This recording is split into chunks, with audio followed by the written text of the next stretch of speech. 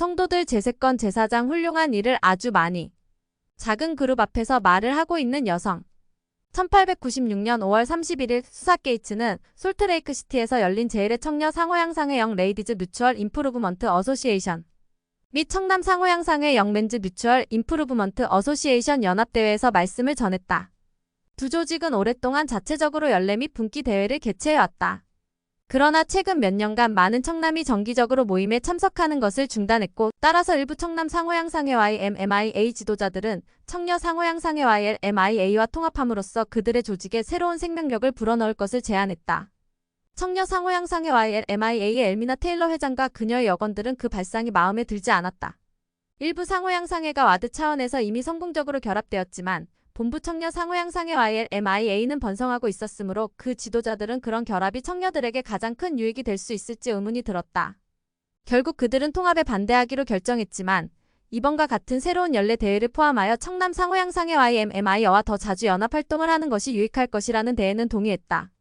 첫 대회를 위해 상호양상회 지도자들은 대회 프로그램을 두 조직의 연사들에게 동등하게 배분했다. 이 프로그램에서 뒤에서 두 번째 연사였던 수사는 청중에게 훌륭한 성품을 기르고 의로운 삶을 살도록 격려했다. 당시의 교회 여성들은 간증을 하는 것 외에는 혼성의 청중에게 말씀을 하는 일이 별로 없었기에 수사에게는 그 경험이 다소 새로웠다. 이제 그녀와 다른 여성 지도자들은 한 장소에서 남성과 여성 모두에게 설교하는 기회를 경험한 것이다. 대회가 끝난 후 수사는 자신의 친구이자 동창이며 로건의 농업대학 학장인 조셉 테너와 이야기를 나누었다. 이야기 도중에 조셉은 유타 대학을 갓 졸업한 리아가 존 윗소를 여전히 사랑하고 있는지에 대해 물었다. 존은 최근 하버드에서 화학학위를 따고 지금은 조셉의 교수진의 일원이었다. 수사는 조셉의 질문에 어떻게 대답해야 할지 몰랐다. 존은 집에 돌아온 이후로 줄곧 그녀의 딸을 피하고 있었다.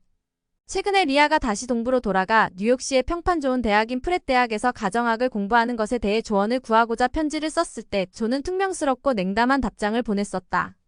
그는 장기적으로 내 자신에게 유익이 되는 일을 하렴. 이라고 답했다.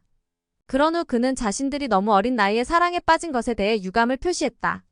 그는 리아와 결혼하고 싶었지만 그녀가 가난한 남자의 아내가 되는 것을 원치 않았다. 그는 교육을 받으며 약 2,000달러의 빚을 졌고 교수직으로 받는 얼마 안 되는 급여는 대부분 어머니와 남동생을 부양하는 데 쓰였다. 리아는 즉시 답장을 썼다. 돈 없이는 살 수 없지 나도 알아. 하지만 내 사랑이 돈에 좌우되게는 하지 마. 리아는 이렇게 답했다. 내가 너를 사랑한다면 그건 내가 수천 달러를 갖고 있든 수천 달러의 빚이 있든 그런 거랑은 상관없이 사랑한다는 거야. 존은 마음을 바꾸지 않았고 리아는 1896년 9월에 프렛 대학으로 떠났다. 그녀는 유치원 교사가 되기 위해 프렛에 재학 중인 친구 도넷 스미스와 함께 갔다. 그들이 떠나기 전에 도넷의 아버지인 조셉 F. 스미스 회장은 리아가 유혹에 직면할 때 신앙을 굳게 지킬 수 있도록 축복하며 그녀의 간증이 그 어느 때보다도 더 강해질 것이라고 약속했다. 뉴욕시에서 리아와 도넷은 그들의 어머니 세대가 상상도 하지 못할 경험을 했다. 그 당시 다른 미국 여성들과 마찬가지로 9세대 후기 성도 여성들은 보통 초등학교 교육만을 받았다. 일부는 동부로 가서 의학과 삼파수를 공부했지만 대부분은 젊은 나이에 결혼해 아이를 낳고 정착해서 가정과 가업에 종사했다. 많은 사람이 유타 준주 밖으로 나가본 경험 자체가 없었다. 반면 리아와 도넷은 고향에서 3,000km 이상 떨어진 혼잡한 도시의 큰 하숙집에서 살고 있는 젊은 독신 여성이었다. 평일에는 프렛에서 강의를 듣고 서로 다른 배경과 신앙을 가진 사람들과 어울렸다. 그리고 일요일에는 연함은 명의 성도들이 전부인 작은 지부의 교회에 다녔다. 리아와 도넷은 종교 생활에 충실하기로 결심했다. 그들은 일요일에 함께 기도했고 매일 밤 잠자리에 들기 전에 몰몬경을 읽었다. 리아는 어머니에게 우리 복음이 참되다는 간증이 날마다 강해지고 있어요. 라는 편지를 보냈다. 스미스 형제님이 주신 축복의 힘을 느껴요. 고향에서와는 달리 그들은 후기 성도들에 대해 거의 아는 것이 없는 사람들과 함께 자신들의 신앙에 대해 이야기할 기회가 있었다. 그들은 미대 학생인 코라 스테빈스와 캐서린 카우치와 친구가 되었는데 두 사람은 교회에 다소 관심을 보였다. 어느 날 리아와 도넷은 그들과 함께 성전과 몰몬경에 대해 이야기를 나누게 되었다. 리아는 조셉 스미스가 금판을 발견하고 번역한 경위를 설명하고 몰몬경의 증인들 계속되는 계시 그리고 교회의 조직에 대해서도 이야기했다. 나중에 어머니에게 보낸 편지에서 리아는 그렇게 관심을 보이는 여성들은 처음이에요. 라고 말했다. 그들은 꼬박 2시간이나 여기 앉아 있었는데 우린 시간이 가는 줄도 몰랐어요. 1896년 10월 13일 마오리족의 후기 성도인 메레 화한가는 솔트레이크 성전으로 갔다. 고국 뉴질랜드에 작고한 친구들 10명을 위해 침례를 받기 위해서였다. 그해 초에 솔트레이크 시티로 이사한 후로 그녀와 그녀의 남편 히린이는 성전에 열심히 참석하는 사람들로 정평이 나 있었다. 미국 밖의 많은 성도들과 마찬가지로 화한과 가족도 성전 가까이에 살며 자주 성전 의식을 받기 위해 유타로 이민 온 사람들이었다. 마오리족으로는 유일하게 엔다우먼트를 받은 그들은 자신의 민족과 주님의 집을 연결하는 고리 역할을 했다. 전 세계의 성전은 오직 4개뿐이었으므로 미국 밖에 사는 성도들은 고인이 된 사랑하는 이들의 성전 사업을 행하기 위해 그들의 이름을 유타에 있는 친척들에게로 보냈다. 그러나 메레와 히리니가 침례를 받은 1884년 당시 유타에는 그들의 친척이 없었다. 곧 그들은 마음 깊은 곳에서 시온으로 가서 성전에 들어가고 싶은 아주 강한 열망을 느꼈다. 자녀들과 손주들은 처음부터 그들의 이주 계획에 반대했다. 유타는 뉴질랜드 북섬 동해안에 있는 마을 누아카에서 11영역킬로미터나 떨어진 곳이었다. 히리니는 지부회장이자 마오리의 은가티카 훈구누 부족의 지도자로서 중요한 책임을 맡고 있었다. 그리고 그녀의 부모님에게 메레는 살아있는 유일한 딸이었다. 그러나 시온에 대한 화한가 부부의 갈망은 날이 갈수록 더욱 간절해졌다. 지난 수십 년 동안 태평양 제도의 성도들은 시온으로 이주하라는 강력한 권유를 받았던 것은 아니었다. 그리고 메레와 히리니가 이주를 고려할 무렵에는 이미 교회 지도자들이 미국 이외 지역의 모든 성도가 유타로 모이는 것을 만류하기 시작할 시기였다. 당시 유타는 일자리가 부족해서 이민자들이 환멸을 느낄 수도 있었기 때문이었다. 그렇지만 뉴질랜드의 선교부 회장이 몇몇 마오리족 사람들의 근면성과 능력을 보증하자 제1회장단은 그들의 이주를 허락했다. 메레와 히리니는 1894년 7월에 그들의 대가족 중 몇 명을 데리고 유타로 왔다. 그들은 유타 남부의 외딴 마을인 커네브에 정착했다. 그 마을에는 히리니와 메레가 침례를 받고 몇 년이 지난 후에 이주해온 히리니의 어린 조카 피리카 화한가가 살고 있었다. 그 가족은 유타 남부의 따뜻한 기후에 잘 적응할 것으로 기대했지만 메레는 건조하고 삭막한 풍경을 보고 울음을 터뜨렸다. 얼마 지나지 않아서 그녀는 뉴질랜드로부터 어머니가 돌아가셨다는 기별을 받았다. 시간이 흘러도 메레와 히리니 가족의 상황은 나아지지 않았다. 그들이 뉴질랜드에서 알았던 한 선교사는 히리니를 설득하여 사업성이 희박한 벤처 기업에 돈을 투자하게 했다. 하지만 그 사업 계획에 대한 소문을 들은 제1회장단은 메레와 히리니가 이웃들에게 이용당하지 않을 지역으로 이사하도록 뉴질랜드의 전 선교부 회장이었던 윌리엄 팩스먼을 보내 그들을 돕게 했다. 화한가 가족은 그렇게 솔트레이크 시티에 집을 얻어 정착했다. 그들은 뉴질랜드 선교부에서 귀환한 장로들의 모임인 시온의 마오리족 협회 자이언즈 에모리 어소시에이션의 친목회에 참석했고 매주 금요일 저녁에 그 단체의 몇몇 일원들과 만났다.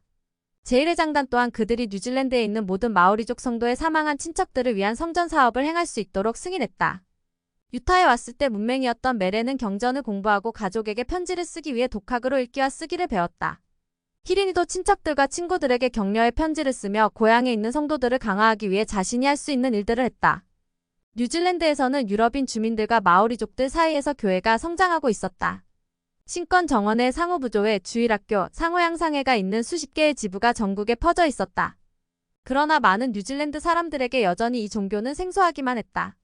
화한가 가족이 커네브에서 나쁜 일을 당했다는 소문을 들은 일부 선교사들은 이 소식이 마오리족 성도들의 신앙을 뒤흔들지 않을까 걱정했다. 이미 그 사건에 대한 과장된 이야기가 뉴질랜드로 퍼지고 있었다. 그런 소문이 걷잡을 수 없이 퍼지면 뉴질랜드 선교부는 위기를 맞을 것이었다. 이듬해 솔트레이크 시티에 부유한 후기 성도인 엘리자베스 매큐는 가족과 함께 유럽 여행을 떠났다. 아들 레이먼드가 선교 사업을 하고 있는 영국을 방문하는 동안 그녀와 딸 페이는 종종 회복된 복음을 전하는 장로들을 도왔다. 1897년 6월 하순의 어느 날 그녀와 페이는 선교사 합창단과 함께 노래를 부르기 위해 런던의 하이드파크로 갔다. 빅토리아 여왕의 즉위 60주년을 기념하는 행사가 열리는 가운데 영국 전역의 설교자들은 그 공원으로 와서 야외 집회를 열고 그 도시에 있는 축하객들의 영혼을 개종시키고자 경쟁을 벌였다. 엘리자베스와 페이는 선교사들 사이에 자리를 잡았다. 점점 더 많은 사람이 주위로 모여들자 엘리자베스는 자신과 합창단에 대한 자부심을 느꼈다. 그때 안경을 낀 잘 차려입은 남성이 다가와 그들을 응시했다. 아, 이런. 맙소사. 그가 소리쳤다. 이 사람들이 우리 공원에서 내고 있는 이 끔찍한 소음을 좀 보라지. 그 말에 합창단 공연에 대한 엘리자베스의 자부심은 사라져버렸다. 그러나 그 일도 복음을 나누려는 그녀의 열망은 억누르지 못했다. 유타를 떠나기 전에 엘리자베스는 로렌조 스노우로부터 축복을 받았다. 그 축복에는 그녀가 여행하는 동안 주님의 도구가 될 것이라는 약속이 있었다. 그는 복음의 원리를 설명할 때 그대의 정신은 천사처럼 맑아질 것이니라 라고 축복했다. 엘리자베스는 자신이 할 수 있는 모든 것을 다해 선교 사업을 돕고 싶었다. 그녀의 아들은 영국 중심부의 공원과 거리에서 집회를 열며 선교 사업을 시작했다. 그 무렵 윌리엄 자머는 성도들을 비난하는 강연을 재개했다. 그는 자신의 아들 엘버트가 살해되었다는 이야기는 더는 하지 않았지만 선교사들을 공격하도록 계속해서 군중을 선동했으므로 장로들은 경찰의 보호를 받을 수밖에 없었다. 레이먼드 지역의 선교사 중 일부는 폭도의 폭행으로 부상을 입었다. 엘리자베스는 종종 런던에서 선교사들과 동행했고 선교사들이 집회를 하는 동안 그들의 모자와 책을 들고 있기도 했다. 그녀는 설교를 하고 싶은 불타는 갈망을 느꼈다. 비록 선교사로 부름받을 수는 없었지만 자신이 하나님의 위임을 받아 사람들의 집에서 조용히 종교적인 대화를 나누는 것을 상상하기도 했다. 사실 그녀는 여성 선교사들이 젊은 장로들보다 더 많은 관심을 끌 수 있고 따라서 선교 사업이 전진하도록 도울 수 있다고 생각했다. 하이드파크에서 노래를 부른 지 몇 달 후 엘리자베스는 런던에서 반년마다 열리는 교회대회에 참석했다. 오전 모임에서 선교부 회장단의 보좌인 조셉 맥머리는 성도들에 대한 윌리엄 자먼의 비난을 규탄했다. 그는 특히 후기 성도 여성에 대해 비호의적인 발언을 하는 윌리엄의 습성을 문제 삼았다. 유타에서 오신 숙녀 한 분이 지금 이곳에 참석하고 계십니다. 그는 이렇게 알렸다. 우리는 맥튠 자매님에게 오늘 저녁 모임에서 유타에서의 경험을 말씀해달라고 부탁할 것입니다. 그런 후 그는 대회에 참석한 모든 사람에게 친구들과 함께 그녀의 설교를 들으러 오라고 격려했다. 그 발표에 엘리자베스는 깜짝 놀랐다. 설교를 하고 싶은 마음 못지않게 자신의 미숙함이 걱정되었다. 유타에 있는 훌륭한 여성 연사 중 한 명이 여기 있었더라면 정말 좋았을 텐데 라고도 생각했다. 선교사들은 그녀를 위해 기도하겠다고 약속했고 엘리자베스는 하늘에 계신 아버지께도 도움을 청하기로 했다. 엘리자베스가 그날 저녁에 설교를 할 것이라는 소식은 빠르게 퍼져나갔다. 많은 인파를 예상한 장로들은 홀의 여분의 자리를 마련하고 회랑을 열었다. 모임 시간이 다가오자 사람들은 집회장을 꽉 채웠다. 엘리자베스는 마음속으로 기도를 하고 연단에 섰다. 그녀는 군중 앞에서 자신의 가족 이야기를 전했다. 그녀는 1852년에 영국에서 태어났으며 그녀의 부모가 교회에 가입한 후 유타로 이민을 갔다. 그녀는 미국과 유럽 곳곳을 여행한 경험이 있었다. 그 어느 곳에서도 유타의 몰몬들처럼 여성이 존중받는 곳을 본 적이 없습니다. 남편들은 그들의 아내와 딸들을 자랑스러워합니다. 그녀는 이렇게 말을 이어나갔다. 그들은 아내와 딸들에게 모임과 강연에 참석하고 교육과 발전을 이룰 모든 것을 시작할 수 있도록 온갖 기회를 제공합니다. 우리 종교는 아내가 남편과 동등하다고 가르칩니다. 모임이 끝나자 낯선 사람들이 엘리자베스와 악수를 나누었다. 누군가는 당신네 여성들이 더 많이 이곳에 온다면 훌륭한 일을 아주 많이 하게 될 텐데요. 라고 말했고 어떤 남자는 부인 하고 그녀를 부르며 당신의 목소리와 말에서 진실성이 느껴집니다. 라고 말했다. 1897년 9월 7일 프로보의 브리검 영 아카데미에서 교직원 회의가 열리는 동안 존 이소는 밖에서 기다리고 있었다. 그날 일찍 리아 덤포드는 회의가 끝난 후 그를 만나기로 마지못해 동의했었다. 리아는 이제 이 아카데미의 가정학 강사가 되어 프렛 대학에서 배운 것을 이곳에서 가르치고 있었다. 존은 유타 남부의 사막으로 출장을 갔다가 돌아오는 길에 리아와의 관계를 회복하고자 프로보에 들른 것이었다. 존은 여전히 자신의 부채에 대해 걱정했지만 리아를 사랑했고 그녀와 결혼하고 싶었다. 그렇지만 그들은 지금까지 서로에게 편지를 거의 쓰지 않았었다. 사실 리아는 뉴욕에서 만난 미혼의 젊은 선교부 회장에게 청혼을 받을 참이기도 했다. 저녁 8시 30분이면 끝나야 할 교직원 회의가 1시간이 더 지나서야 끝이 났다. 그런 뒤 리아는 학생 행사를 위한 위원회 모임에도 참석해야 했으므로 존을 1시간 더 기다리게 했다. 마침내 모임이 끝나자 존은 리아를 집까지 바래다 주었다. 함께 걸으면서 존은 그녀에게 내일 다시 만날 수 있겠는지 물었다. 못 볼 거야. 리아의 대답이었다. 50가지 일이 많아. 그럼 그냥 아침에 집에 가야겠다. 하고 존이 말했다. 그래. 집에 가야지. 리아의 말에 존은 그냥 하룻밤 더 자고 가야겠다. 내일 저녁에라도 내 얼굴 보려면 말이야. 라고 답했다. 다음날 저녁 존은 브리검 영 아카데미에서 리아를 마차에 태우고 마을 북쪽의 한 장소로 갔다. 그는 그녀에게 진지한 관계를 맺을 준비가 되어 있다고 말했지만 그녀는 그렇지 않았다. 리아는 그에게 1년의 시간을 줄 테니 사랑을 증명해 보이라고 답했다. 리아는 존이 그걸 어떤 방식으로 하든 상관치 않을 테지만 그러기 전까지는 둘의 관계를 회복하지 않을 작정이었다. 밤은 맑았고 존은 계곡이 내려다 보이는 곳에 마차를 세웠다. 밝은 달을 바라보며 그들은 지난 4년 동안 여러 차례 서로의 감정을 상하게 했던 일들에 대해 솔직하게 이야기를 나누었다. 그들은 자신들의 관계가 왜 그렇게 틀어졌는지 이해해보려 노력했다. 어느덧 두 사람의 눈길은 저 딸이 아닌 서로를 향하고 있었다. 마침내 존이 리아를 팔로 감싸며 청혼했다. 사랑을 증명하게 만들겠다는 리아의 결심은 눈 녹듯 사라졌다. 그녀는 부모님이 두 사람이 함께하는데 동의한다면 학기가 끝난 후에 결혼하겠다고 약속했다. 리아의 어머니는 청녀상호 향상회와의 에마이어에 관한 일로 아이다호에 있었기에 존은 리아의 아버지에게 먼저 이야기를 했다. 솔트레이크시티의 치과 의사인 엘마 덤포드는 처음에 존을 진료를 받으러 온 사람으로 생각했다.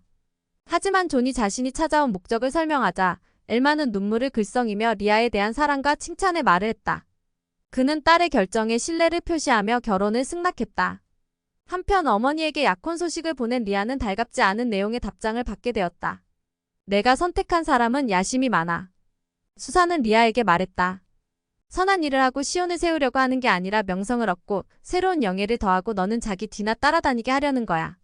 그와 그의 이기적인 욕망 때문에 내 장래성이 제대로 빛을 보지 못하게 될 거야. 마음이 불안해진 존도 수사에게 편지를 썼다.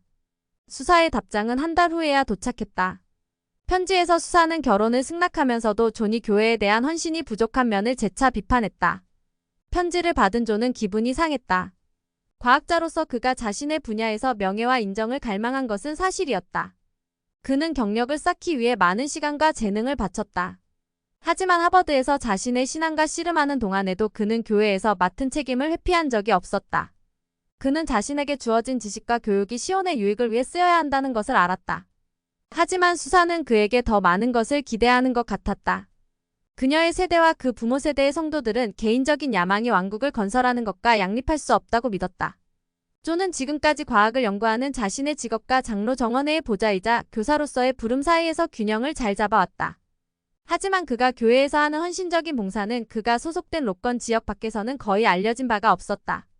나는 감독이나 스테이크 회장, 스테이크 여건, 70인 정원회의 회장, 사도 또는 모든 시간을 바쳐야 하는 교회의 고위 직책 중 어느 것에도 부름을 받은 적은 없어. 그는 이렇게 말했다.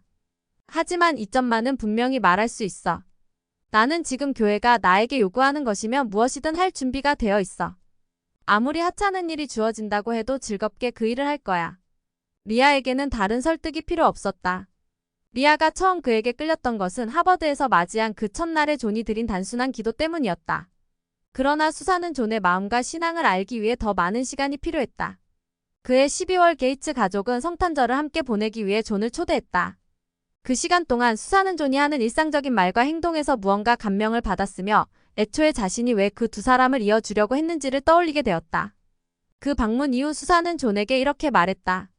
나는 늘 내가 편협하고 이기적인 사람이라고 생각했네. 그런데 함께 있는 동안 자네의 언행을 보면서 그 생각이 사라졌어. 수사는 두 사람의 결혼에 대해 더는 염려하지 않았다. 수사는 나의 영은 모든 게 잘 될 거라는 증거를 느낀다. 라고 썼다.